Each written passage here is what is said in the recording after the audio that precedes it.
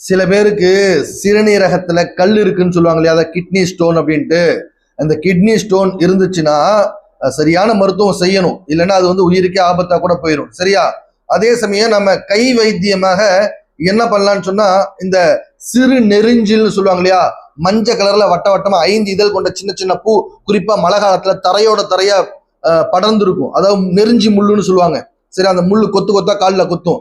அந்த படர்ந்து வளர்ந்திருக்கக்கூடிய அந்த செடி, அதுதான் அதுல சிறு நெருஞ்சில் பெரு நெருஞ்சில்னு 2 இருக்குது. இன்னொன்னு ஆணை நெருஞ்சில்னு இருக்குது. இதுல சிறு நெருஞ்சில் அது பாத்தீங்கன்னா அந்த கூகுள்ல கூட பாத்தீங்கன்னா படம் வந்திருக்கும். சரியா? அப்ப அந்த சிறு நெருஞ்சில செடியை கொத்தா பிடுங்கிட்டு வந்து அது வேரோட மண்ணு கிண்ணெல்லாம் போய் பூச்சி எதுவும் இல்லாம இருந்தால் கழுவி அதை என்ன பண்ணோம், மொத்தமா அரைச்சு கொஞ்சம் தண்ணி ஒரு 1/2 டம்ளர் ஊற்றி அரைச்சு ஒரு 15 to 20 ml ஒரு 3 நாள்ல இருந்து 5 நாள் குடிச்சாங்கன்னா என்ன ஆயிரும் அப்படின்னா, அந்த கிட்னி ஸ்டோன் வந்து உடைஞ்சு யூரின்ல தானா இன்ஷா அல்லாஹ் வெளியே வந்துடும்.